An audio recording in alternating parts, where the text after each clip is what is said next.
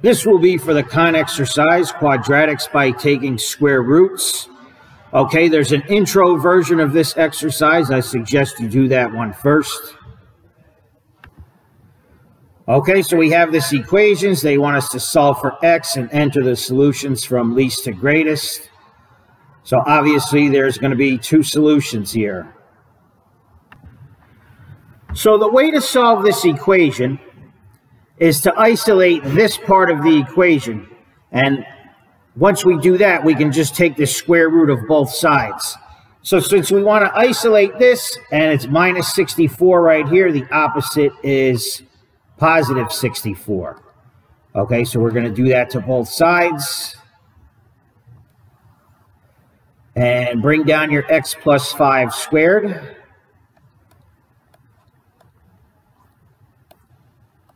(64 minus 64 cancels, and 0 plus 64 is 64. Now this is squared. The opposite of squaring something is to take the square root. You want to take the square root on both sides of the equal sign. Okay, square root of x plus 5 squared is just x plus 5. And the 64 square root is going to be plus or minus 8. All right, so now we actually have two equations. All right, so I'm going to do x plus 5 equals negative 8. And on this one right here, I'm going to leave it as x plus 5 equals positive 8. Okay, the reason that works is because this radical 64 is both 8 and negative 8. Okay, negative 8 times negative 8 is 64. So now we can just solve for x on both sides, on both equations. X plus 5, the opposite is minus 5. 5 minus 5 cancels. Bring down your x. Bring down your equals. X 8 minus 5 is 3. All right, over here, x plus 5, the opposite is minus 5. Do that to both sides. 5 minus 5 cancels. Bring down your x, and negative 8 minus 5 is negative 13. Okay, so the greater number is positive 3, and the lesser number is negative 13. All right, greater number is positive 3. Lesser number is negative 13.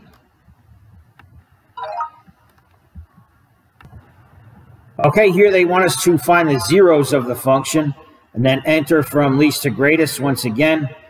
The zeros of the function are basically where y equals 0. Okay, and this f of x equals is the same as y equals. So if y equals 0 and this is y equals, we set this equal to 0 and solve for x. So let's do that. Okay, so set this equal to 0.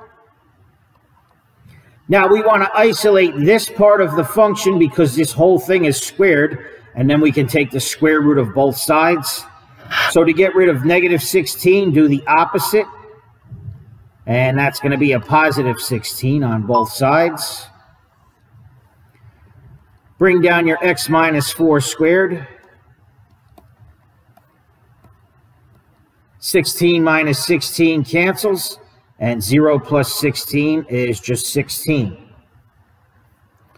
Now this is squared. The opposite of squaring something is to take the square root.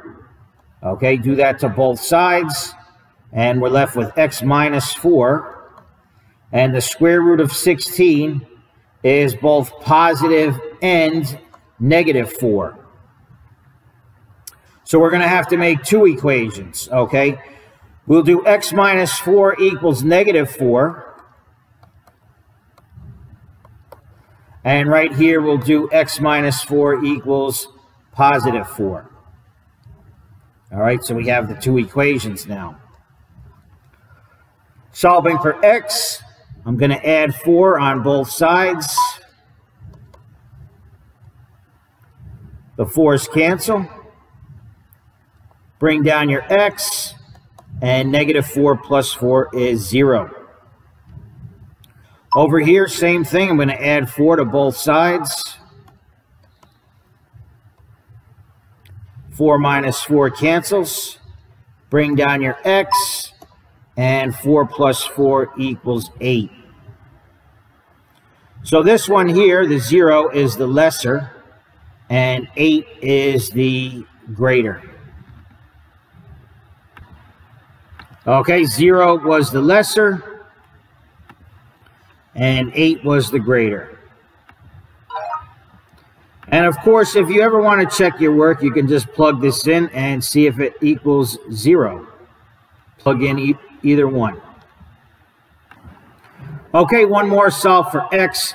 Enter from least to greatest and round to 2 decimal places. So this one is already set equal to 0. If it's not and they ask you for the zeros, just set it equal to 0. Now, once in a while, you may get a problem that says round to 2 decimal places, and you're going to see why when we take the square root. All right, so we want to isolate the x plus 3 squared. And in this case, in that case, we could take the square root of both sides at the end. All right, so to get rid of negative 3, the opposite is positive 3. I'm going to do that to both sides of the equal sign. Okay, bring down the x plus 3 squared.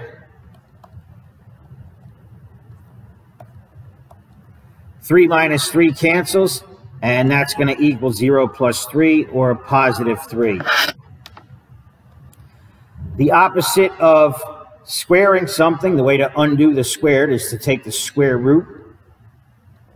So do that to both sides. And this is going to be x plus 3.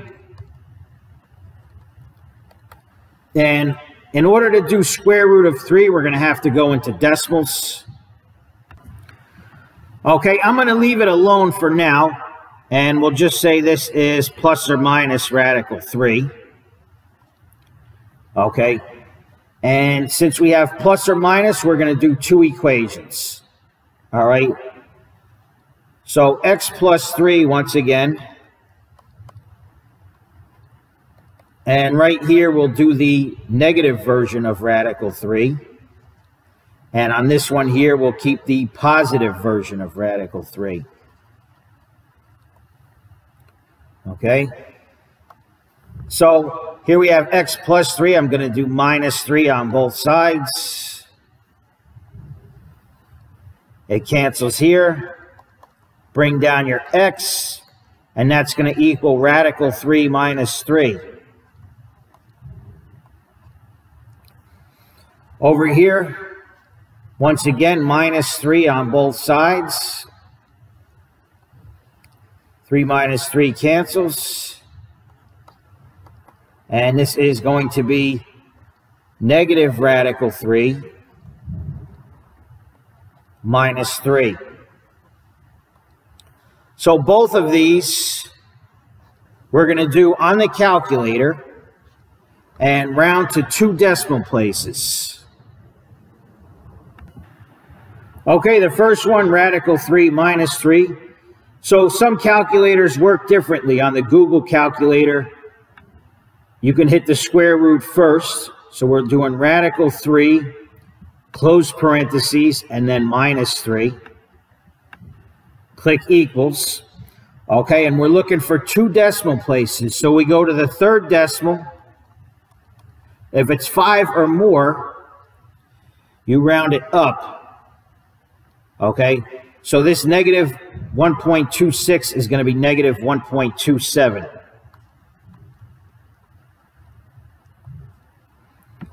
All right, so this 6 went up, so it became a 7.